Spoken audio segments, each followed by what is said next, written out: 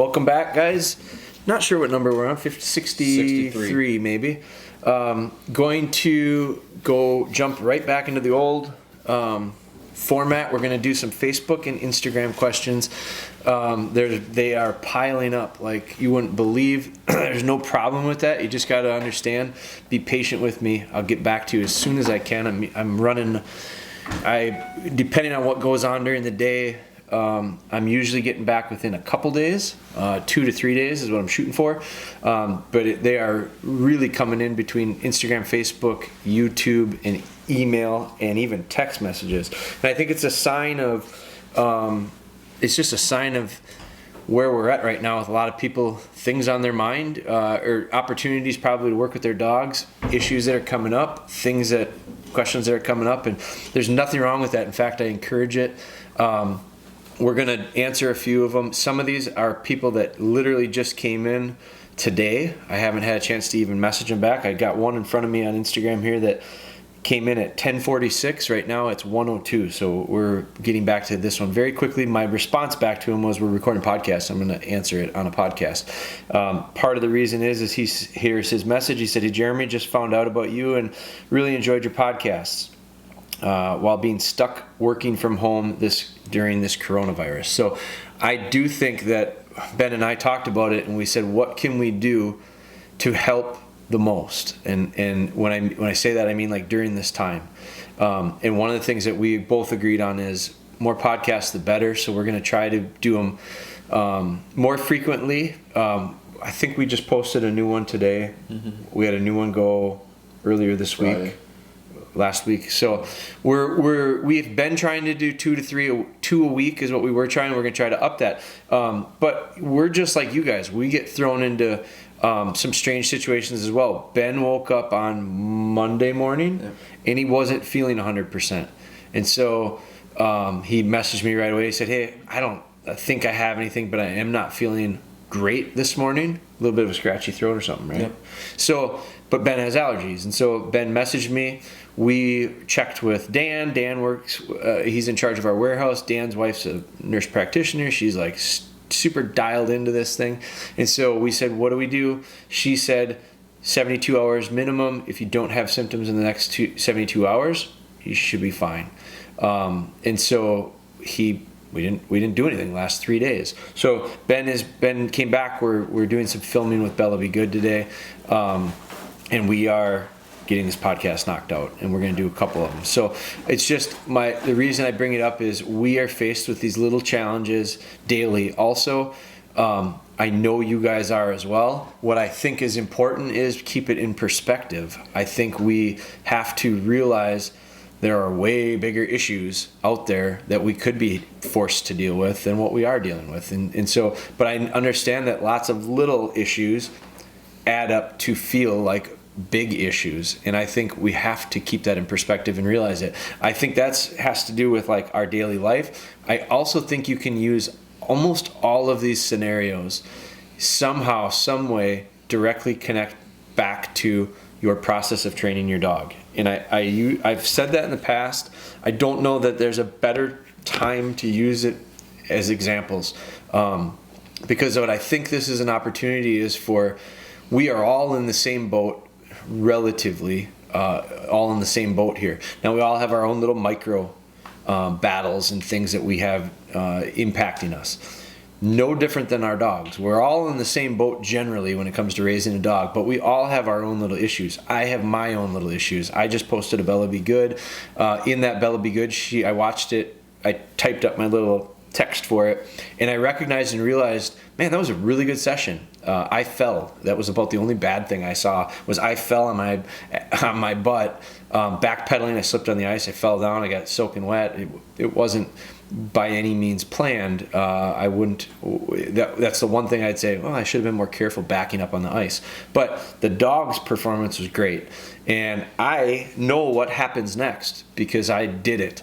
And in the coming episodes, probably 3 or 4 episodes, we run into 2 or 3 anyway. We run into an issue with her going back to the same spot to make multiple retrieves back to back to back to back, and so she got real good at one.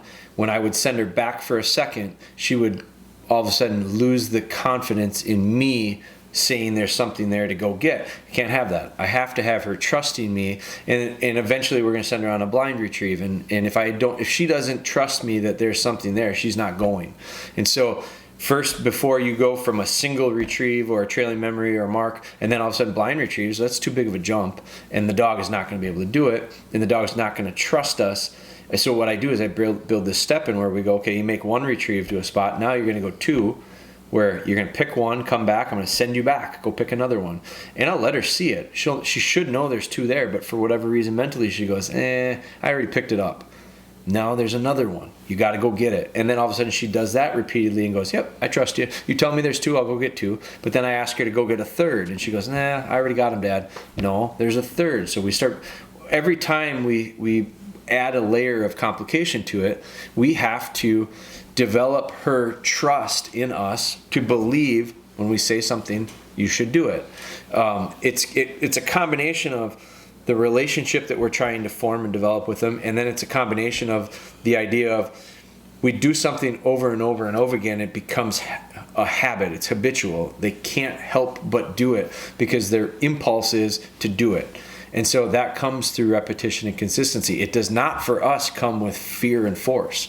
I think that is a major difference between what we're doing and some of the stuff that a different style of training is. It's different. There's lots of styles of training, and I'm not saying one's right, wrong, or indifferent. I'm saying we use this style. It's been successful for us. I want to share that. I'm not saying you have to do it this way, and I'm not saying you can't do it another way. I do think that a lot of people don't recognize or realize that there are other ways, because I know that certain ways have been marketed really well. Certain ways have been adopted by certain groups, have been adapted to certain scenarios, games in specific terms. And I'm talking trials, competitions. They require a set performance of dogs by the dog, and they're judged on it. It's a measuring stick. It's a level playing ground where you can compare apples to apples, typically, because the setups are identical.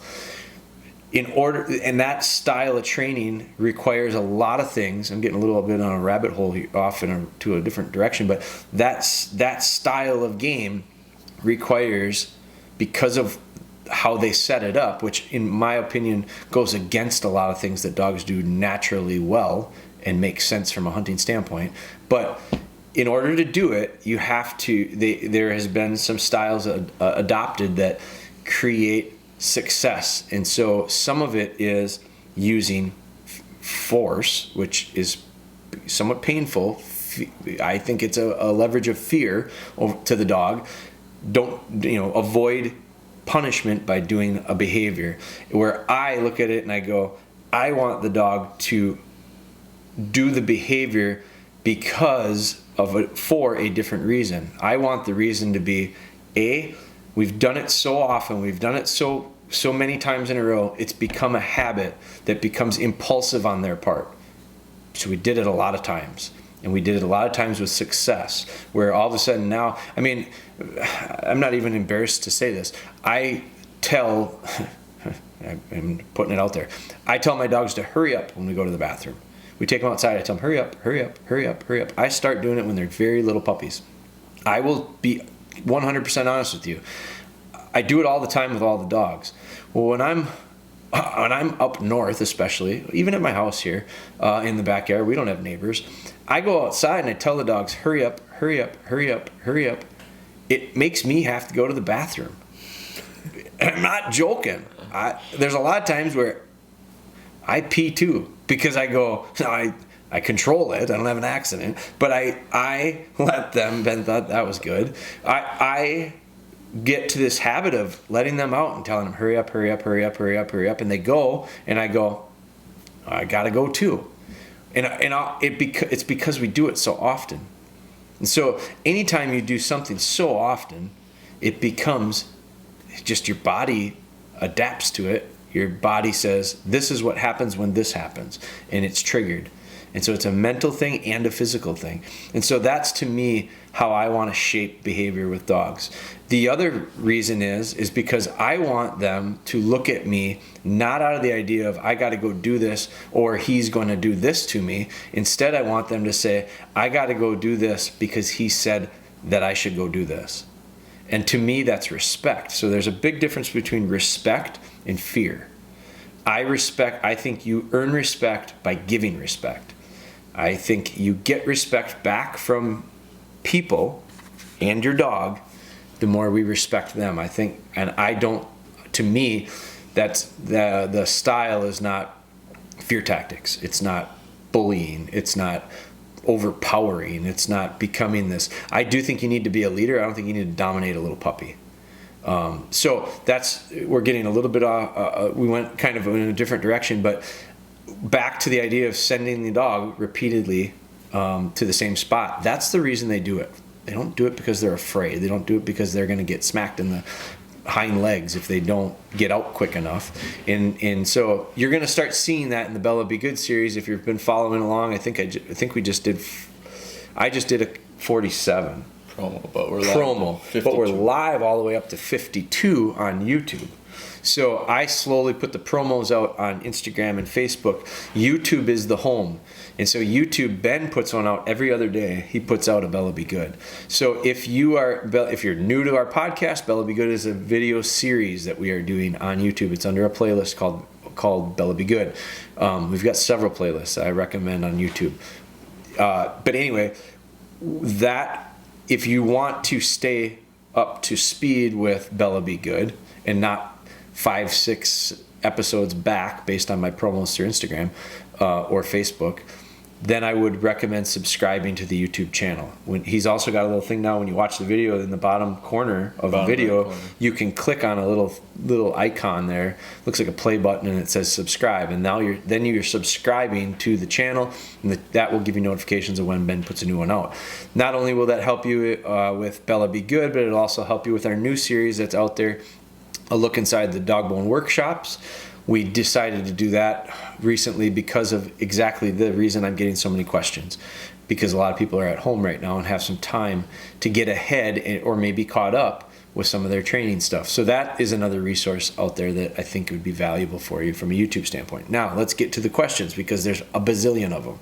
So this one, here's a question. It's a great question. I have not responded back to her. She sent it to me at 9:44 this morning. Her name is Megan Steinman. I've exchanged messages with her.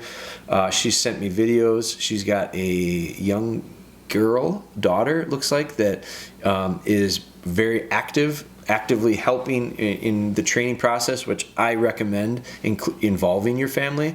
You're not the only one who lives with the dog if you've got a family living with the dog, so I do recommend everybody get involved in a positive way.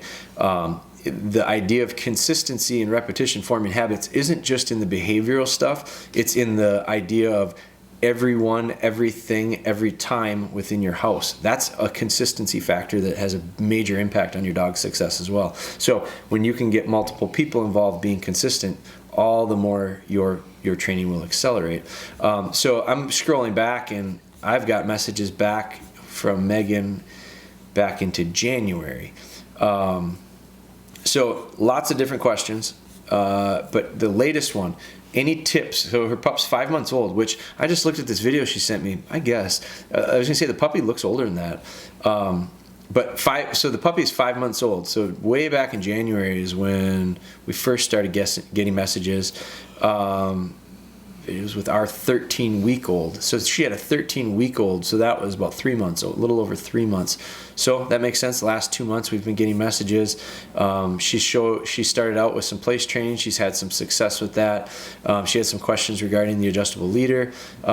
She sent me some videos of heel work, getting better at her heel position. The oldest wanted to get in the training too. She's a natural. That's the daughter that got in on it. So here's her latest question. It says, do you have any tips for a whining pup about 5 months and whines quite a bit on place at times? So we have had quite a bit we've talked a lot about crates and kennels because we've had a lot of people, I think we just did a puppy one, about crates and kennels, keep figuring out how to get them quiet in the kennel and get past that initial surge of whining, barking, crying, fussing. And I always tell people, ignore it. Set the dog up to succeed. That means where you put your kennel, how you got your kennel positioned, covering the kennel, not distracting him, all that stuff. This is different. And so when you're on place, and I've gotten this message, so I'm glad Megan asked it.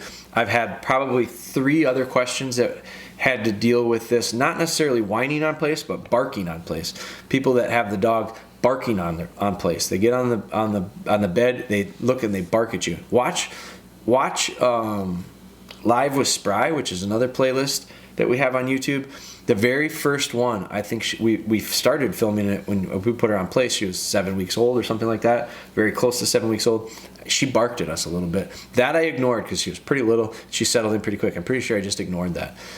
I do not ignore dogs that bark at me. I take swift, crisp correction immediately. I don't allow it. So I look at a little puppy that sits on its bed, comes to the edge, looks at me and barks. They make all this noise, they fuss. They are talking back. It's like a little spoiled brat talking back to you, and I don't allow it. To me, it's completely. We talked about this idea of respect just now, how I need to respect the dog in order to get the respect back. I think it's a mutual thing. I don't allow a little dog to disrespect me, and that is very disrespectful. So what do we do? So she said, do you have any tips for the whining? Now, the whining is a little bit maybe different scenario, but we're going to talk about that a little bit more. But it says, sometimes I can tell it's because she needs to go out and use the bathroom. Other times I think she would just rather go play. Is it best to ignore? So after reading the entire question, it is shining a little bit more light on this. Let's talk about the barking pups. If you've got a dog that barks at you while it's on place or anywhere, not the kennel. The kennel is a different story. But if you've got a little dog and not tied out is another story. They're just barking to get off. We ignore that. If the little dog sits in the room and comes up to me and barks at me, I don't allow it. And so what I do is I don't lose my cool. You can't let your emotions take over this. I talk a lot about it's about praise and correction. You got praise at the right time, you got to correct at the right time. When I say correct, it's shaping the right behavior. It's righting them, okay? So not always negative, and sometimes it's actually a positive. A correction, it can be positive. It can right them, put them in the right direction, get them and have them understand what is desired as opposed to what they are doing. So I use the word correction, and I think a lot of times we have to be careful with the explanation of what a correction really is. It is connected to negative pressure. There's no doubt about that. But I think we have to realize the levels associated with it. And so if I correct a dog, very quick, clean, crisp, we almost, at the right level, you get a change. You get a change in the behavior. That's when I know it's right. So a little dog barks at me. First off, I come with a very strong, no. That's enough. It's a growly, no. That doesn't hurt the dog. That can scare the dog.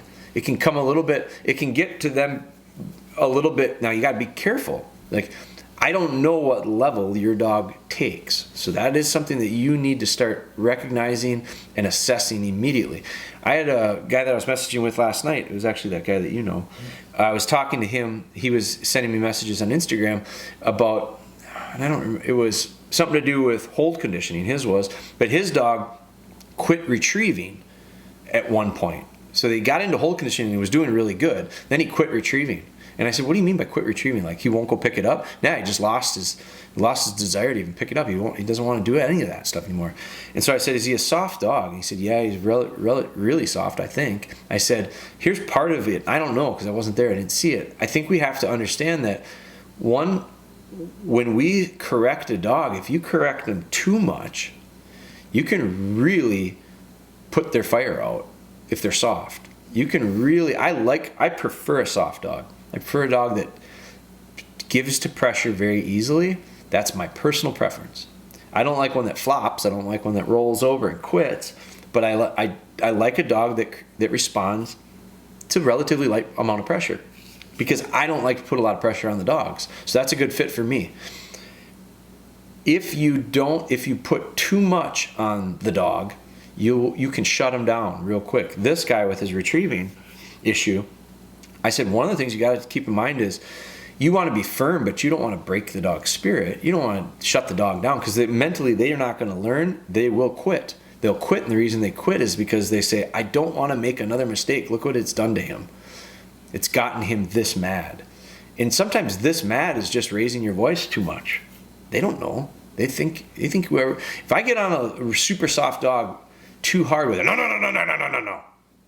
Sometimes that doesn't even dent the dog, doesn't even get him to look. Sometimes that shuts them down. Now I'm talking about two different styles of dog.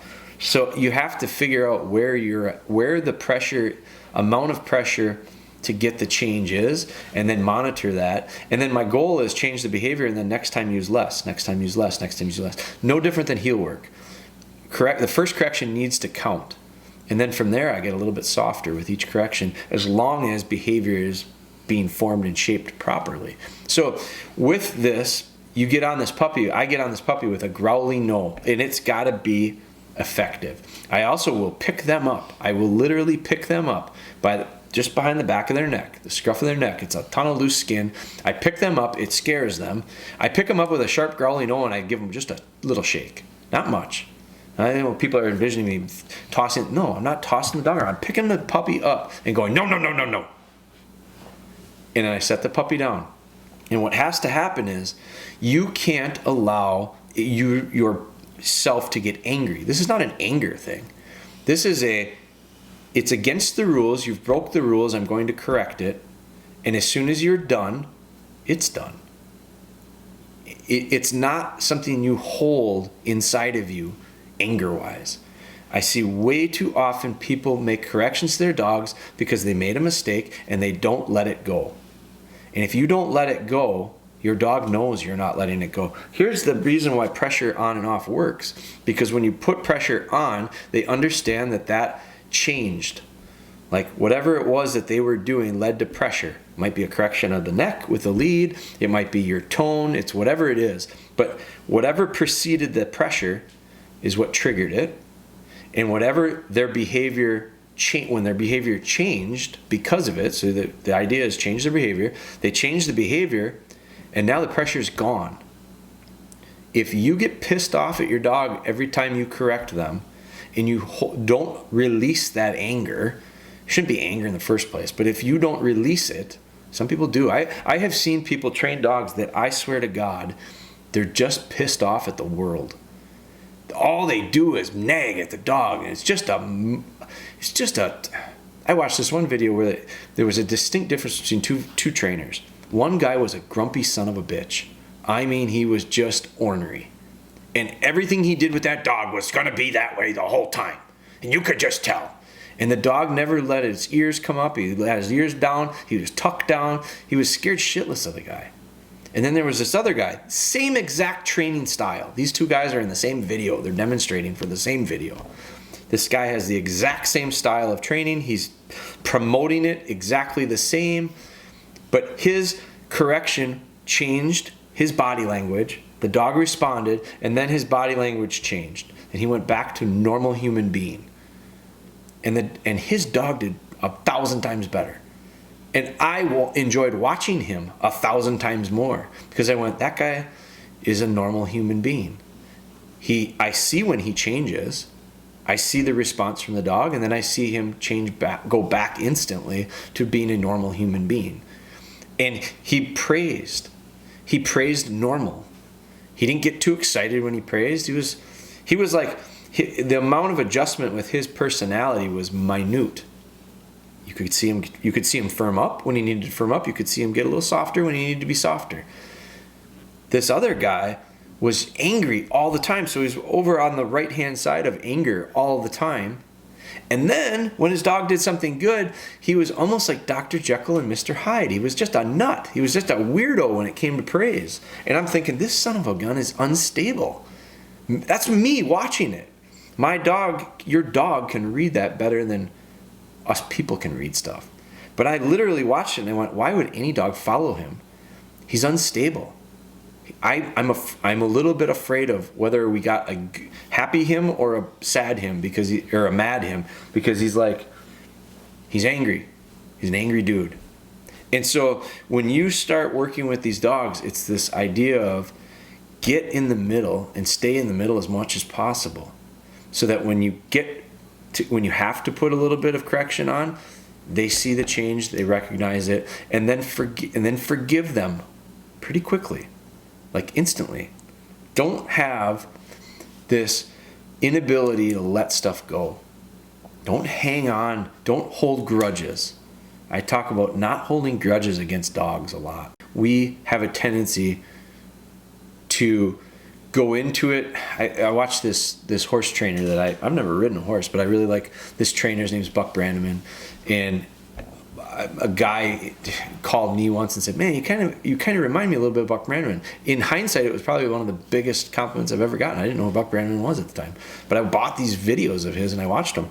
And he talks about with a horse. Now, a horse is a lot bigger, so right away it's like this physical thing, this intimidation factor that you have to get past. It's a little bit different for us with our little dogs typically, but one of the things he talks about is how so many people walk into this corral or whatever you call it, this ring that they're training horses in, and he says they walk in with this gladiator mentality. And I'll never forget those words, because I think I've seen that where folks gonna go train their dog, and so they go and they put their training gear on, and it's like they're suiting up for battle. And they like change their mindset and their mentality, and they walk into this like, now you listen to me. I see it, and I just don't understand it. To me, we don't need to look at this as a challenge of a gladiator type situation where we have to just be this big dominating force. I think there's a lot of value in us figuring out how to be a little more level throughout the start, the middle, the end of a training session, and then transfer that to being in the house. Then transfer that to being with your kids. I need to work on this stuff. I'm trying to work on this stuff all the time, because I find myself, I get angry. I'm trying to think what was pissing me off earlier today. Spry wouldn't come. Spry's on the bed. What was I was holding on to the baby. Yeah. I was holding on to the baby. I'm working off of the love seat because we're setting up in our house right now to be doing this work stuff, and I'm holding on to a baby in one arm. I'm trying to get Spry to come off of the one bed and go onto a different bed. She wouldn't come. I'm getting pissed, and I lost my cool. Right? I mean, a little bit. I lost my cool, and I went over and I grabbed her and I said, "Get over here!" And she's the whole time I'm sensing. She knew I'm hitting this boiling point. And how come? Because I had too many things that I was trying to do at one time. I got a baby on my arms. I'm trying to type an email in one hand with a laptop on my lap. I got a dog that's not listening to me. And all of a sudden these 1, 2, 3, 4 things are starting to pile up, when I should have just said, okay, put the computer down, do something with the baby, figure out my stuff before I start getting pissed off at Spry. Because as soon as I started getting angry, she shut down. And so it's an example that happens to me regularly. I am not ultra smooth, cool, level-headed all the time. But I also marked that in my mind and said, don't be such a dumbass. Settle down. It's not the end of the world. Now I need to learn from it. If I just go back and do it again, it's one thing to recognize it. It's another thing to recognize it and make a change. If you recognize your faults, and they're your faults, they're not your dog's faults, they're yours. If you recognize your faults and then you change them for the better, improve, that's becoming a better trainer. If you recognize your faults and you just keep doing it, it's being an idiot. It's not making the appropriate changes. It's good for you for recognizing it, because that's step one. A lot of people don't recognize it. And a lot of people, not only do they not recognize it, they may recognize it, but what might be even worse is the idea of they deny it. You know, I think that is part of it too. You know you're acting in a way that isn't going to gain anything for you, but you continue to do it and you pretend it's not. That to me is another issue. So those are personal things. Those are not dog things. Those are personal things that we have to deal with as trainers. Now back to the pup whining. So I'm going to correct that dog that barks on the bed at me. And so it's measuring, it's going back and listening to what I just blabbered about for 20 minutes. It's measuring the idea of how much is enough to get a change. Don't hold the grudge against the puppy. Remember, when the puppy, because I had this one guy that sent me a message asking me that question. Dog was barking at him. He was a little puppy too, a little yellow dog. Barking at him on the bed. He knew that he wasn't supposed to pay attention to it and ignore it because he had heard me talking about it in the kennel. I said, no, in this scenario, I do change it. Here's what I do for the correction. He did it. He sent me a picture and he goes, I cannot believe the difference. Wow. And the puppy is laying there. This was instantly after he made the firm, solid correction. And then he sent this picture and he goes, I can't believe the change. And so then I responded back right away and I said, praise the dog. Let the dog know that that is what you want. Because that little dog just didn't realize that it wasn't allowed to backtalk. And that's the first time it realized it couldn't.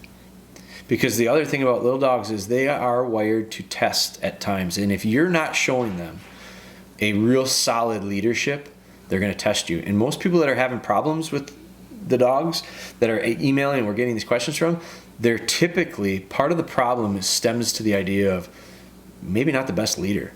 You're not filling the role as the best leader. The dog is calling you out for it.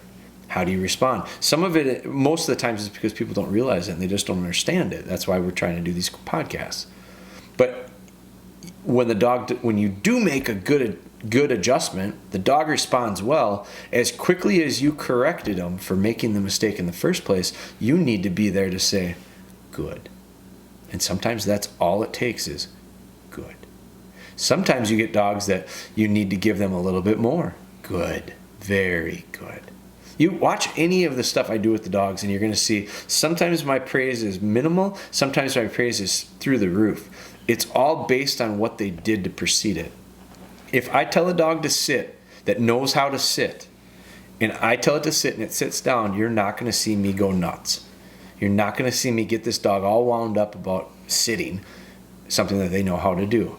If you see a dog do something that they've never done before, they've struggled with to figure it out, and all of a sudden they do it, it's that breakthrough moment where they actually did it, they did it right, you see me treat them like they, won a big race, like they saved the world. Like I really give them a lot of praise. And they look at me and go, wow, this is awesome. But after we do it enough and it becomes habit, then I start to scale that back. The reason I do it is for two reasons. I don't want to overboil them. I don't want them to get too excited. They lose focus, and then whatever we just did is lost. It doesn't stick. It doesn't retain. The other reason is because if I give them the huge standing ovation for everything that they do, what am I going to do when they do something special? Because I can only give them so much praise. So I back the amount of praise down as it becomes a habit because it's not necessary anymore. And I need to save that real good praise for when I need it. It's no different than correcting. I don't correct a dog super hard all the time at one level. That can be the same correction as, no, you don't. It's just a different scenario, different timing, different thing that preceded it. I get dogs that know a little bit better and that can be enough. Good. And then I back it up with a real soft praise when they do it right. You watch any of the videos that we're doing, you're going to see that. Tone makes such a big difference. So this case with Megan, so I'm off track again, but Megan has the tips for a puppy whining 5 months old on place. Here's the big thing that stands out to me. Sometimes I can tell it's because she needs to go to the bathroom. Well, then let the dog, that is I don't praise that whining, but I thank the Lord that she's not peeing on her bed. I think it's a great thing. So I think we have to recognize that and understand that. Now, the other time when she says, I think it's just that she would rather go out and play, is it best to just ignore? That's a coin flip. I might ignore it until it gets to a certain degree or level, Soft little whimpering and whining, I'm not going to make a big deal of, because she's going to go, oh, that got her attention. You'll hear sometimes in the background here where we're doing a podcast, a dog of mine make a little, Taylor does it all the time. She does these deep groans and sighs. It's just such a rough life where she's living on a bed and doing nothing. And she'll do these deep sighs and moans. I don't give her a ton of attention unless it gets to the point where it is too much, and then I'll say, enough. And that's usually about it. So the idea of how much, when, where is really driven by level of whininess.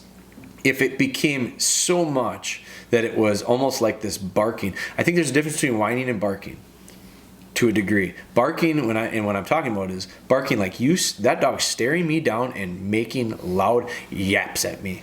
That is smart talk. That's talking back.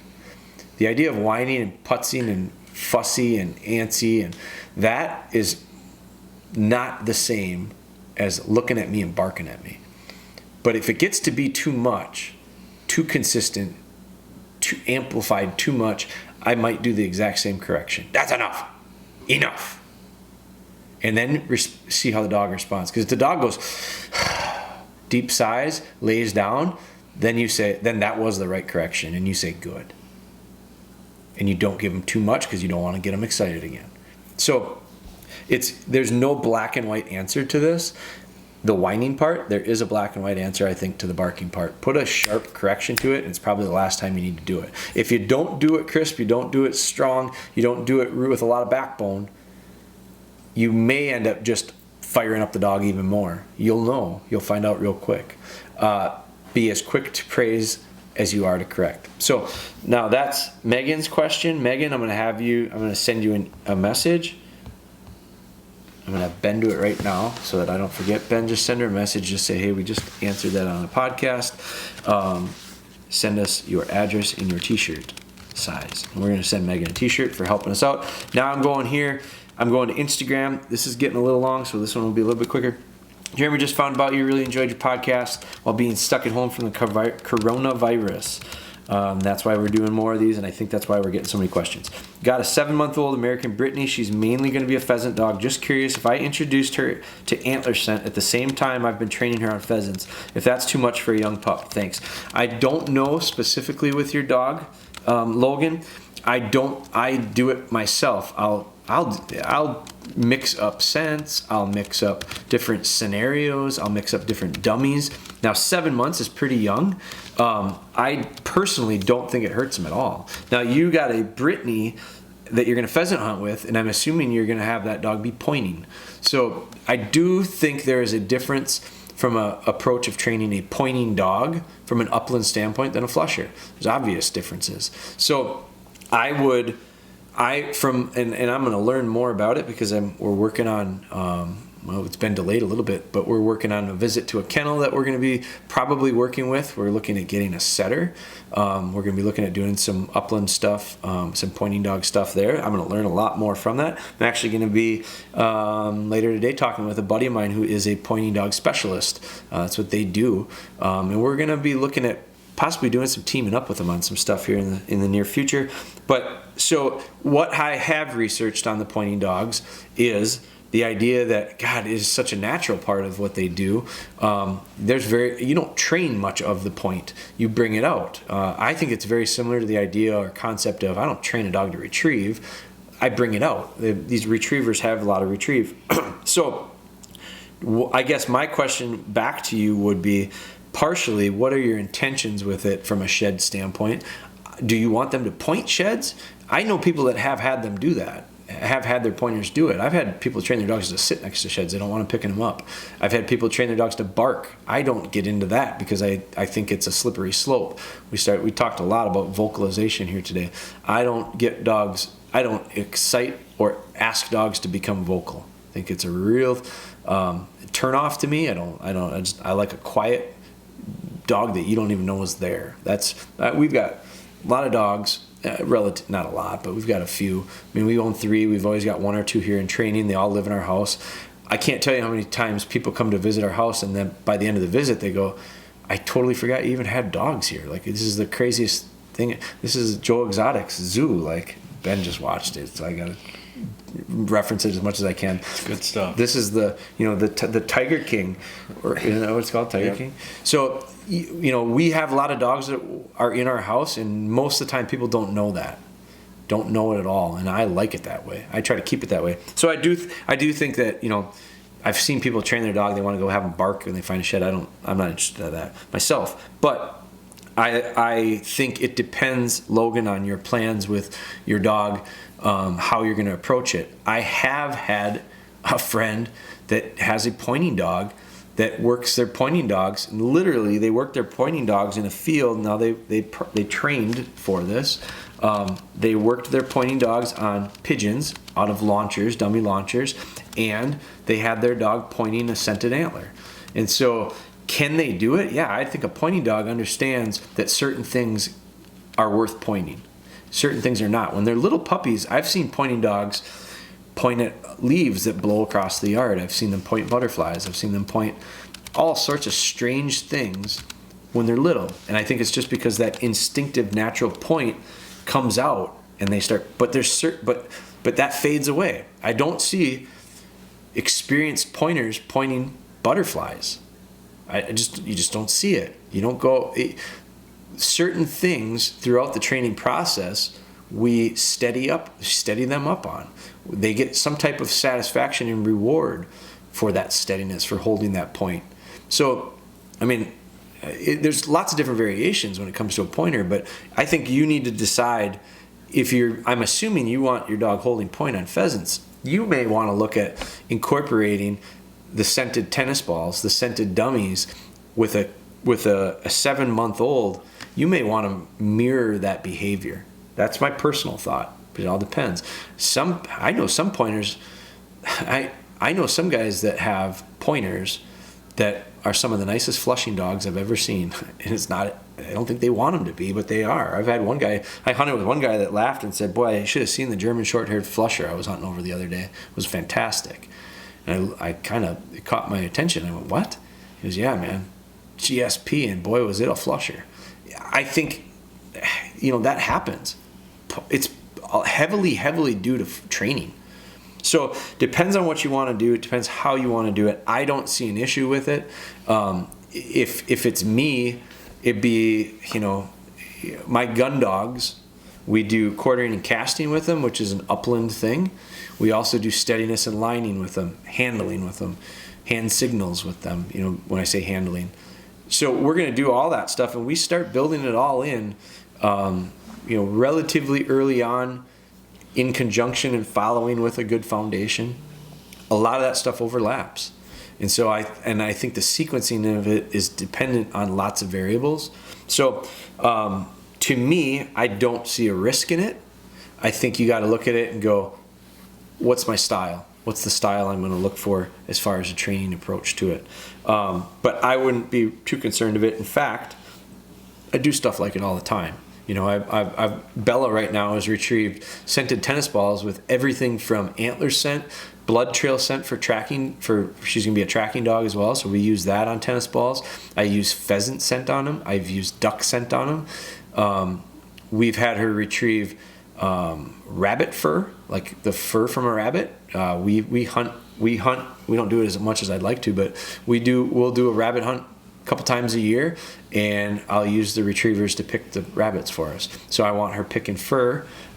We use hide wrapped dummies, so she's gonna be picking fur that way when it comes to game recovery training. So I think lots of different items are not the worst thing, but I think having a good understanding of what is the big end goal with the dog, and then what are these steps gonna do, and make sure that these steps are beneficial, positive, work in the right direction, then I don't have any issue with it at all. So that's it for this podcast. We covered 2 questions and more. I mean, we got off on a little bit different subjects. Megan just messaged back. She's going to check it out.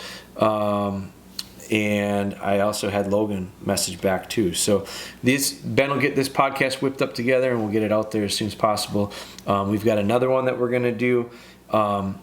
Here, I think we're going to do it yet today. We've also got some filming stuff that we're going to do. So I know you guys are all we're all in kind of the same boat. Every one of our scenarios are different. I encourage you to take this time to, for specifically with your dog, now is a great time to try to build the relationship, build the trust. It comes from, I think that was not intended when I started this podcast, but we talked probably more about it than anything. The importance of you have to give the respect to get the respect.